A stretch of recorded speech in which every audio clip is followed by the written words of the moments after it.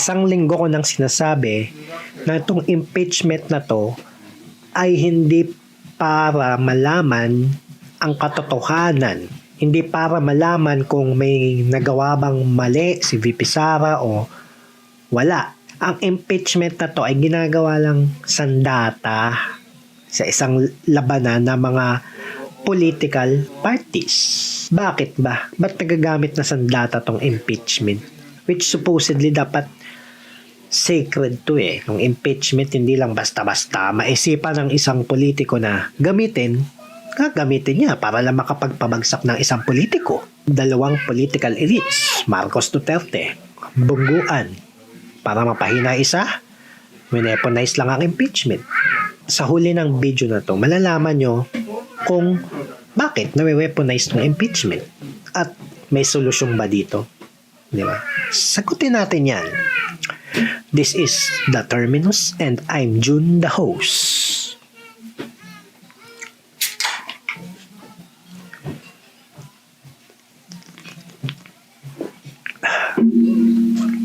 Ano mang nangyayari?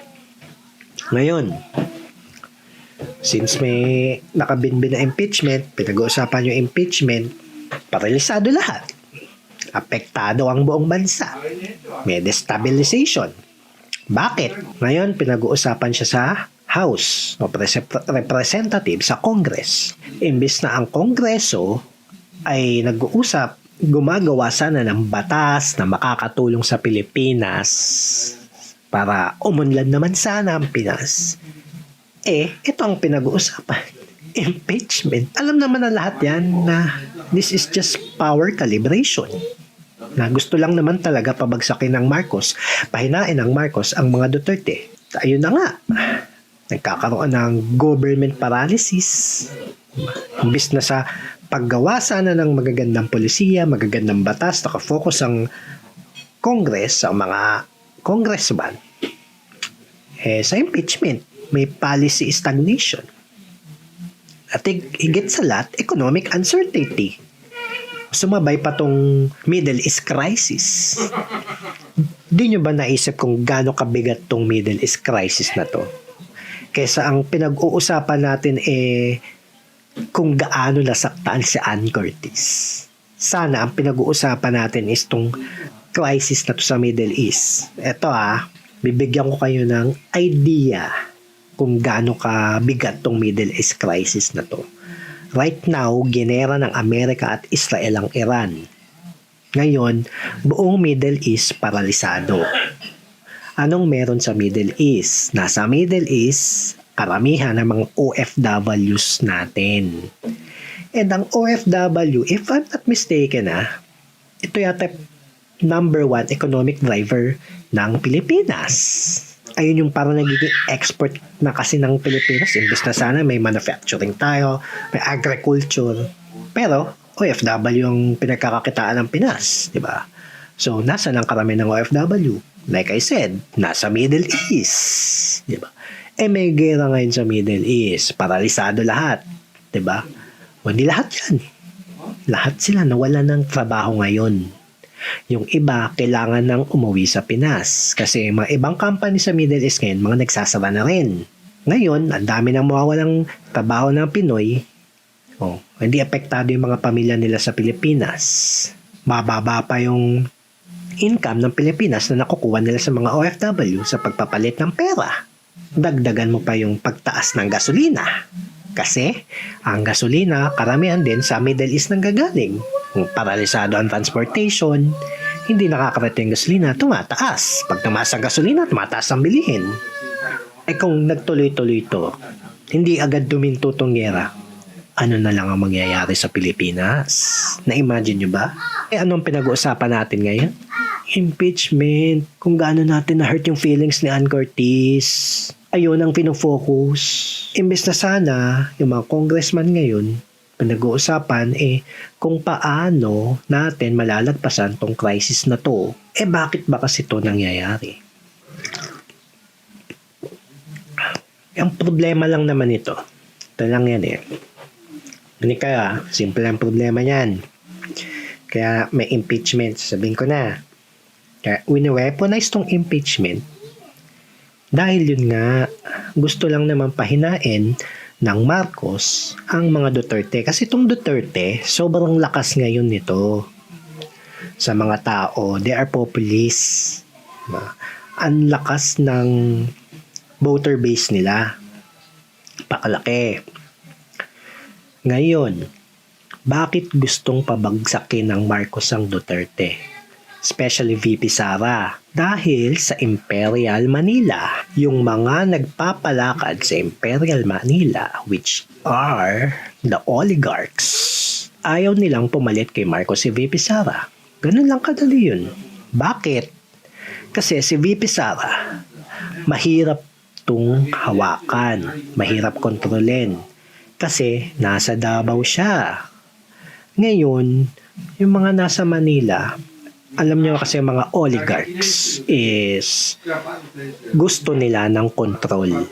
Ang pinakamadaling control, syempre, kapag sinentralize mo lahat sa isang lugar, ang mga gusto mong kontrolin. Kaya, lahat ay nakacentralize sa Manila, sa Pilipinas, di ba? So, madali nilang nakokontrol ang government kasi Manila-centric tayo. Ngayon, pag may isang presidente na pumasok na hindi taga Manila, tapos katulad pa ng ugali ni VP Sara na palaban, strongman, populist, na backup na yung buong mga Pinoy, kung ako yung oligarch, ayoko siya maging presidente. Mahihirapan akong kontrolin siya. Mas pipiliin ko to si VP Leni. Mas madaling kontrolin to. Kasi bakit? Sino bang bumabackup kay VP Leni? Sino mga sa kapalibot sa kanya? Di ba? Liberal. Sino ba mga liberal? Aquino. One of the oligarchs. Tas ngayon, suporta ni BBM. Suporta din si BBM mga oligarchs. Kaya, instead of Sara, mas gusto nila si VP Leni. Kasi mas madaling kontrolon si VP Leni kesa kay VP Sara. Kahit gaano ka kabait, kahit gaano ka pakagaling na presidente, kung hawak ka ng mga oligarkiya, wala kang magagawa. Miikot ka lang sa mga palad nila. Kaya, nangyayari tong mga pangyayari na to na may impeachment pa, which is, sino bang naapektuhan? Di ang buong Pilipinas. Diba? Di lang naman sila ang naapektuhan dito. Lahat tayo. Yung mga mayayaman na yan. Kahit sabi tulad niya, magka-crisis Middle East, hindi yan magugutom. Sino gugutom? May mahihirap. Diba? Kaya, labanan ngayon ng mga naratibo para lang ma-impeach si VP Sara. And also, kasi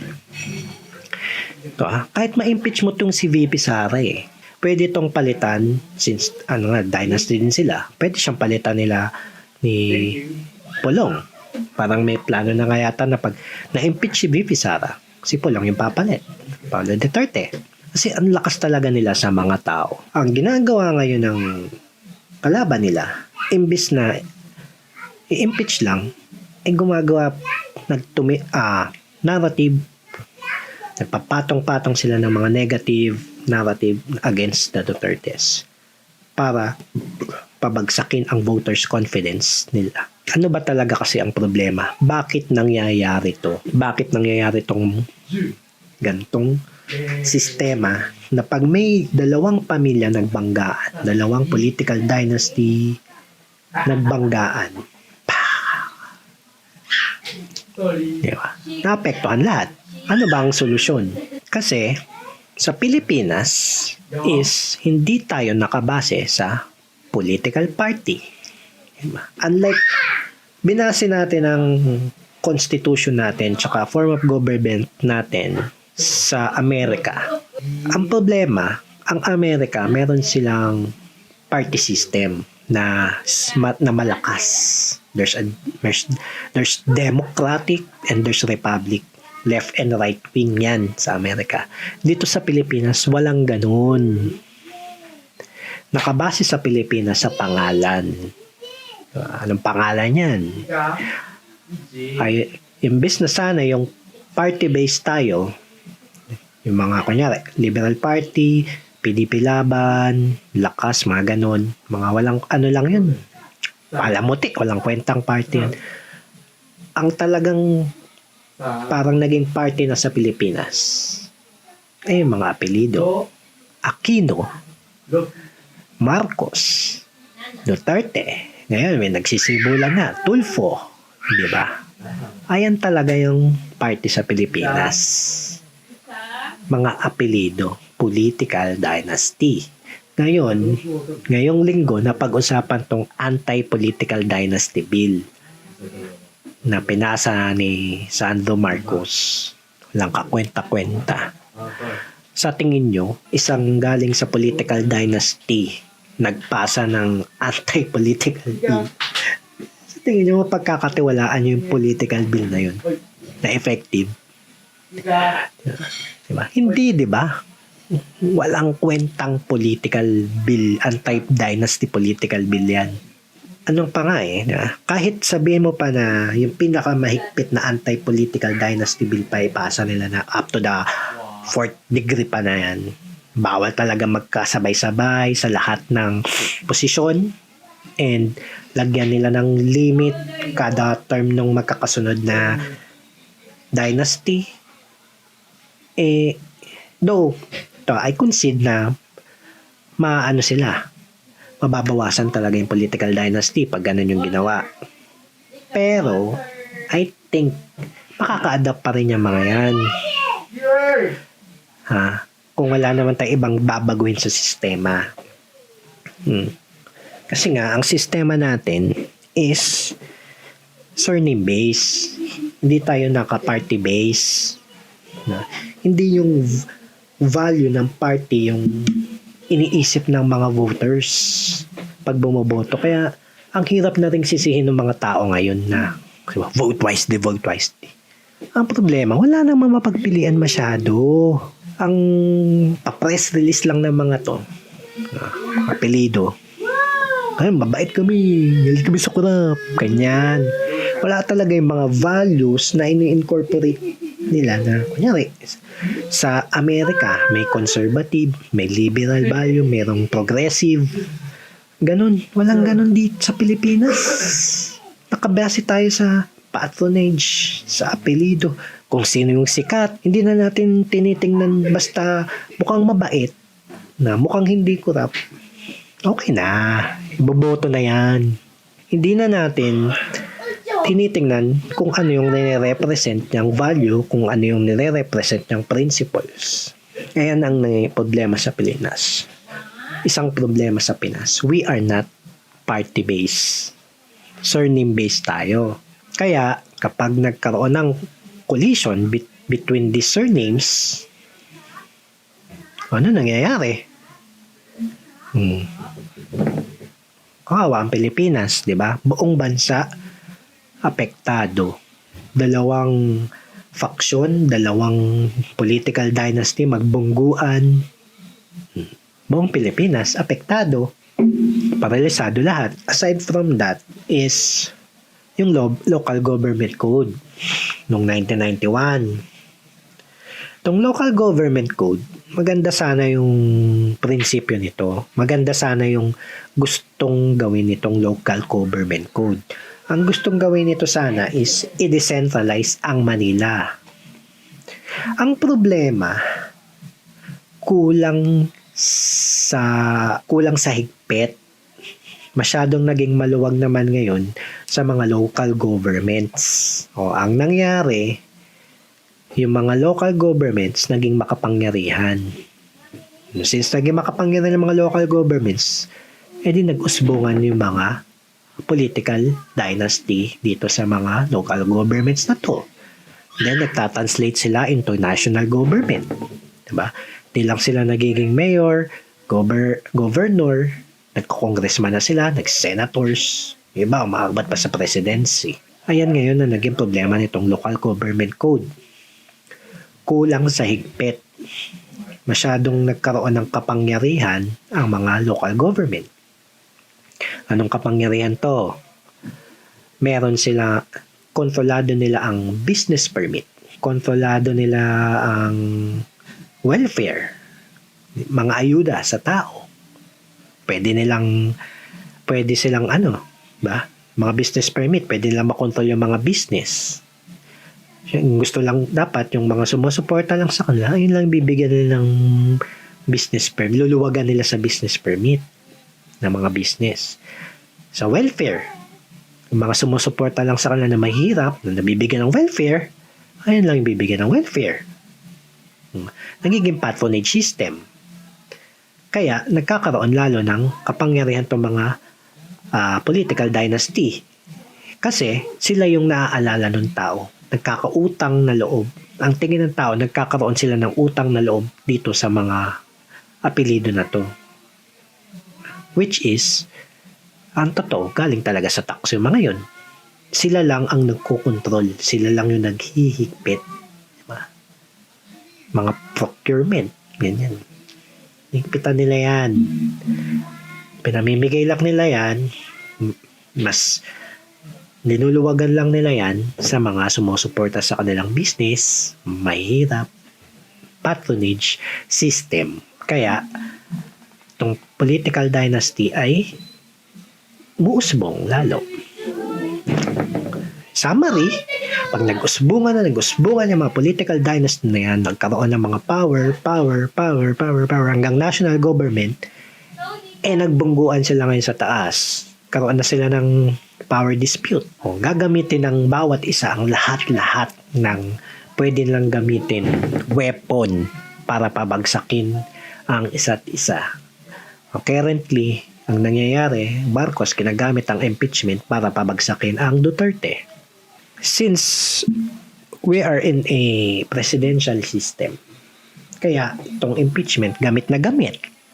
Kasi ito lang yung magagamit nila na para tanggalin yung mga matataas na posisyon tulad ni Vice President Sara Duterte. Ang pwede lang makapagpatanggal sa kanya, makapagpahina sa kanya is impeachment lang. Para makapagpa-impeach, syempre, yung nangyayari na ngayon, kailangan dumaan sa House and Committee of Justice. Yung nangyari this week, then after nun, pag-uusapan na sa House of Representatives, magbobotohan. Then kung pumasa pa dun, Senate, trial. And buong linggo ka na sinasabi, itong trial na to, hindi to para malaman talagang makakuha talaga ng justice. Malaman talaga ang tama at mali. Ang trial na to is just a Game of Thrones. Game of power lang to. Para lang magkaalaman kung sino ba talaga yung susuporta sa kung sino. Palakasan lang to. Ano lang yan? Basahan. Kanino ba ako kakampi ngayon? Kakampi ba ako kay Bibi Sara na malakas sa election 2028? O kay BBM na ang sinusuporta na si VP Lenny? Ba? Sinusuportahan ko as a congressman, as a senator. Kay Nino ako mas makakakuha pa ng kapangyarihan.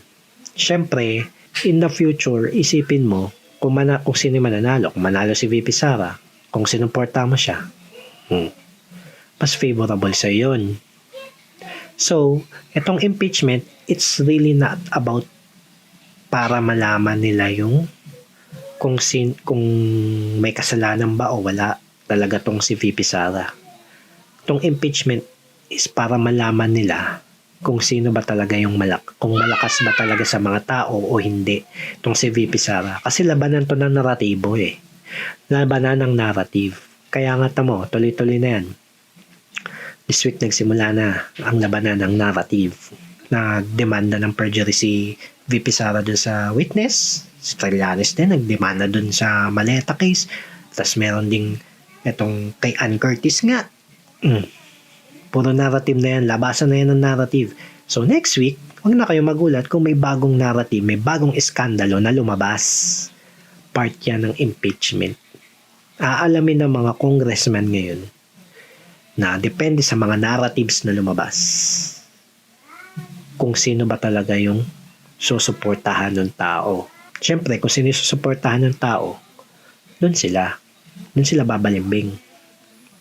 Andun yung boto eh. Ngayon, alam na natin yung problema. May solusyon ba? Ang tanong. So, summarize ko yung problema. Kaya nangyayari to dahil sa sistema ng government ng Pilipinas. We are a presidential system, kind of government. Tapos, we are surname based, not political party based. Tapos, meron pa nung sa LGU na nagbibreed ng mga local political dynasty na eventually nagtatranslate into national. Ang susi ba dito is yung anti-political bill. Though, pwede ngang kahit papano, itong anti-political bill nito ay mahirapan yung mga politiko na mag-build ng dynasty, pero eventually, magkakaroon pa rin sila dyan ng way. Pwede silang lang dyan eh. Pwede silang magpalit-palitan lang din. Kung hindi lalagyan ng limit sa mga dynasty na magpapalitan, so pwede rin lang silang maglagay ng proxy na hindi nila kaapelido. Yun lang yan. Eventually, hanap ng way ang mga yan just to keep the seat of power. Ganun yun. Kaya, solusyon ba talaga to? Nung makakatulong siya, yung anti-political bill dynasty, yung pinakamagandang form sana, yung up to the fourth, and lahat ng posisyon, hindi pwede magsabay, and may limit dun sa palitan ng pwesto na magkakaapelido. Kung yun sana, kaso hindi naman. Napakahinang walang kwentang political bill. Sisipin nyo, ang nagpasa galing sa political dynasty. Ano aasahan? Diba? Hindi ba naisip na hahayaan ba't ng mga congressman na ito na magkaroon talaga ng political bill dynasty? Political dynasty bill. Diba? Malabo pa yun. Malabo pa sa sabaw ng pansit. Malabo pa sa sabaw ng pusit yun.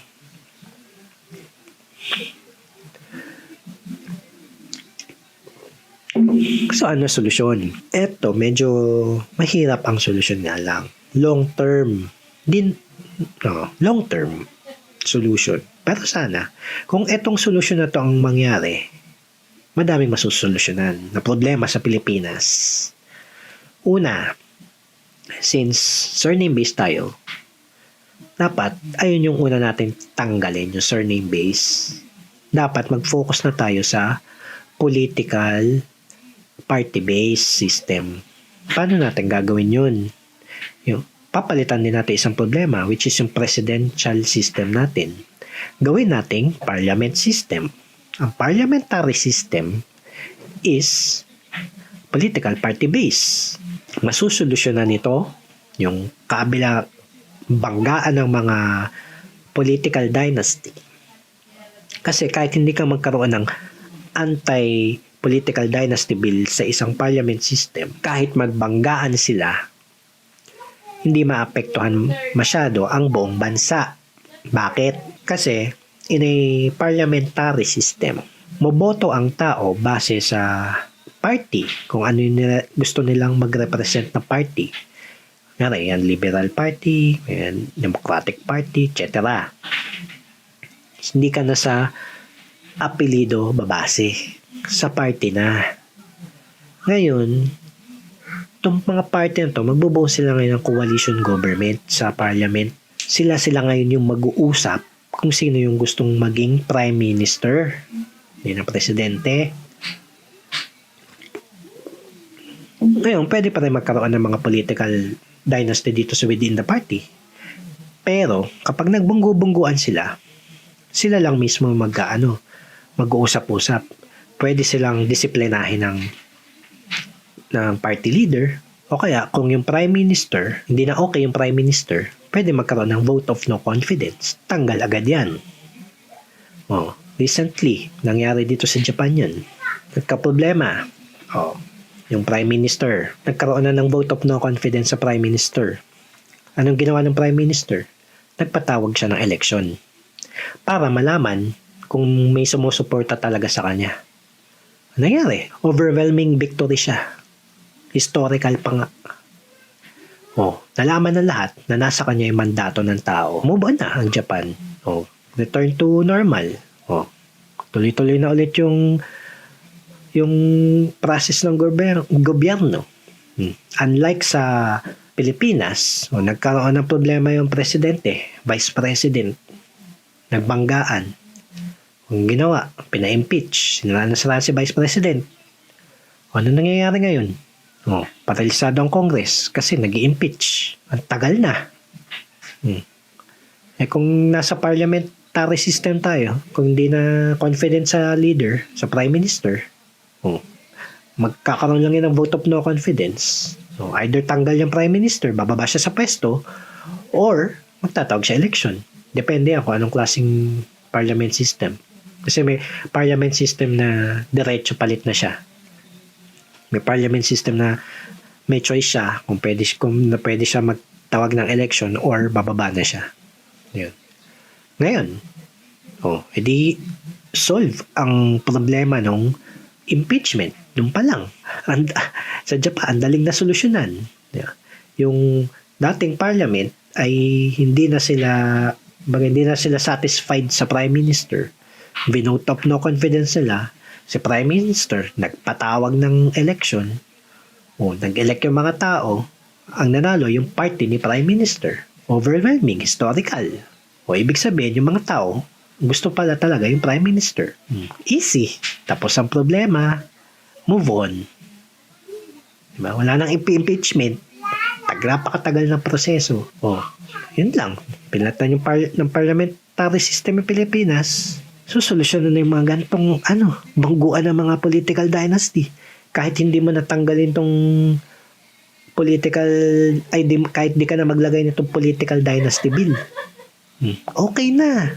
Ngayon, kung gusto mo pa rin talagang bawasan ang kapangyarihan ng mga political dynasty sa local government, kasi pwede pa rin sila mag-ariran sa mga local government. Ang solusyon dito is digitization. I-digitize yung mga pag-release ng business permit, procurement, welfare. Dapat i-centralize na yan, national na yan, para magkakaroon ng mga audit trail, transparency. Malalaman ngayon ng mamamonitor ng national government yung mga local government kung may iniipit silang mga permit, di ba? May transparency na may audit trail. So madali ngayon yung mga local government na to, hindi sila makakapaghari-harian. Hindi na magkakaroon ng patronage system. Ito just to give you an idea kung gaano ka corrupt ang mga local government. Before, nag-work ako hindi ko na sasabihin yung kumpanya. I was a computer programmer. Gumagawa ako ng mga software system. Ngayon, isa sa mga project namin is business permit system. In-automate namin yung mga business permit sa mga munisipyo. So, ang kliyente namin, yung mga munisipyo. Ngayon, gumawa kami ng system, in-install namin sa munisipyo, sa server nila. Ay nako, hindi na tapos-tapos. Bakit? Alam niyo nangyari. Di ba nasasabi, madaming munisipyo tayo, iba-iba. Pero, iisa lang yung mga halukay ng bituka. Isa lang yung mga galawan. Ayaw nilang i-fully automate yung system. Gusto nila kahit papano na ma-manual pa din. Na-edit pa din manual yung especially yung database. Bakit? Sa tingin nyo bakit? Kasi nga, pag finally automate yung system, lalo na yung business permit, nandyan yung kapangyarihan ng isang munisipyo, is hindi na nila mahuhokus-focus. Diba? Mawawala yung kapangyarihan nila. Ewan ko kung bakit na gusto pa nilang kung bakit pa sila kumuha nitong, kung bakit pa kami hinire para gumawa ng business permit system para sa kanila. Aksaya lang ng pera. Ganun pa din naman para ka rin nag-manual. Kasi, minamanual pa din nila. Ang dahilan nila, kasi daw, yung mga government employee sa mga window, nahirapan daw sila sa hindi sila makapag-adapt sa automation. Kaya kailangan daw i-manual pa din kasi baka magkamali sila. Ay, Diyos ko Lord.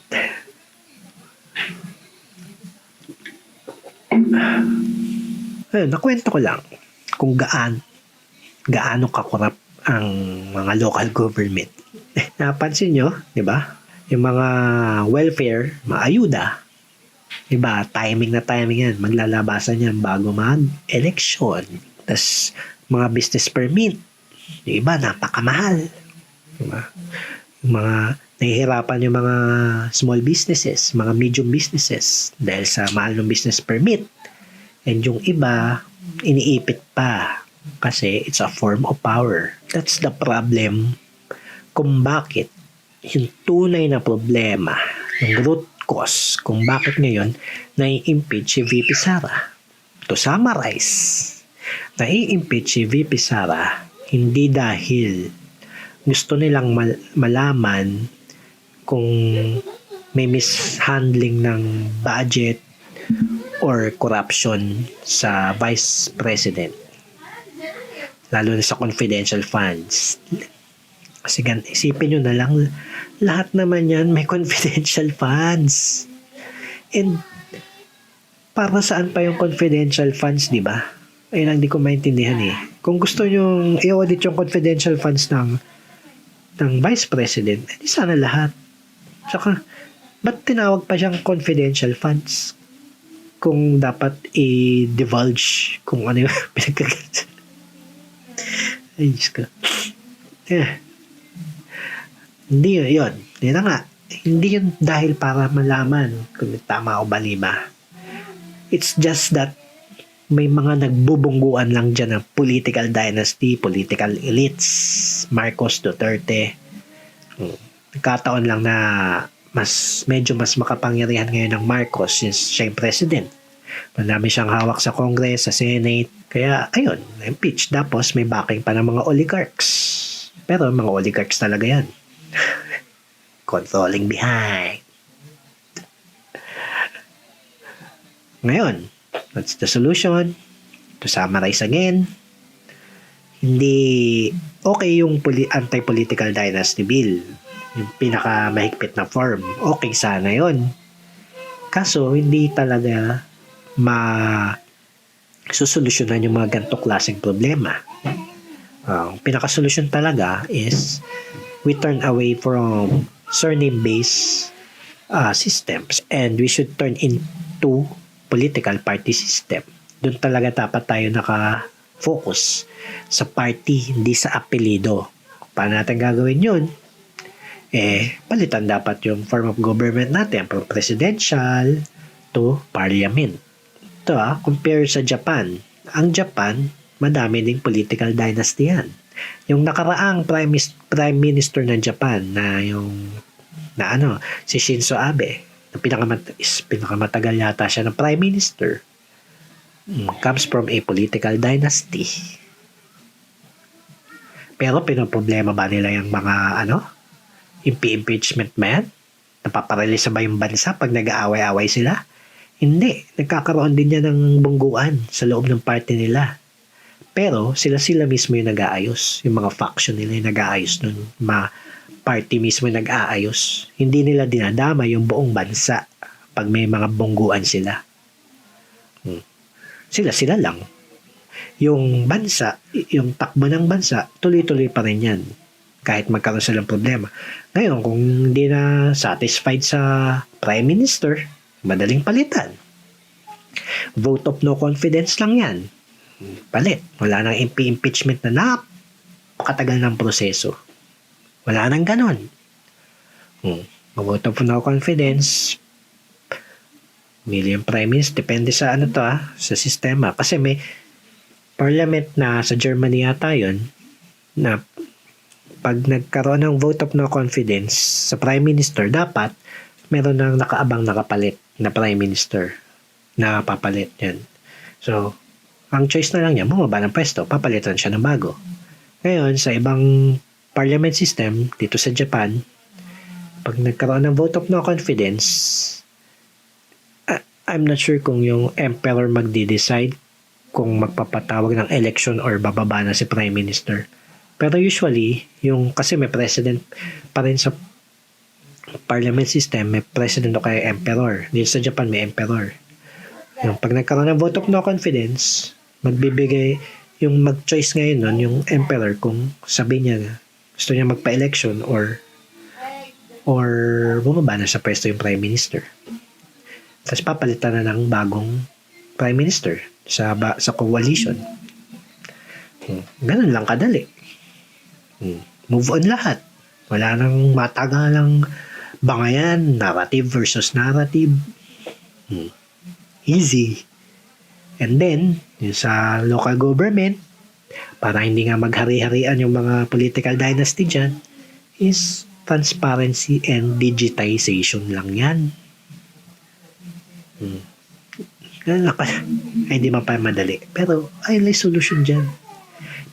Pero kasi ayaw nila. Walang may gusto nito. Kasi, mawawalan sila ng kapangyarihan. Sipin nyo na lang, bakit itong anti-political dynasty na pag-uusapan, pero itong yung true solution, hindi mapag-usapan. Kasi, itong anti-political dynasty, magagawan pa nila ng paraan yan para magkaroon pa rin sila ng hawak-kapit. Kasi nga, hindi naman tinanggal yung root cause. Diba? Pinaka-root cause talaga nun sa local government, yung digitization and transparency. Talaga yun. Hindi mapag-uusapan yun, di ba? Itong anti-political dynasty na pag-uusapan kasi alam nila na kahit mapasa tong bill na to, magagawan nila ng paraan yan.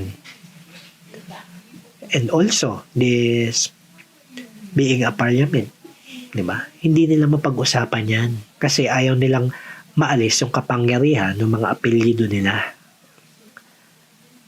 Ayaw nilang mababawasan sila ng kapangyarihan kapag naging party-based system na ang bansa.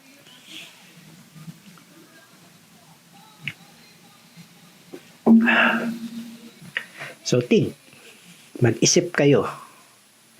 Ano ba talaga yung tunay na problema? Yung mga politicians ba? O yung sistema? Yun lang. I'm tired. Subscribe na lang kayo. And comment nyo. Kung tama ba ako o mali ba ako sa paningin nyo.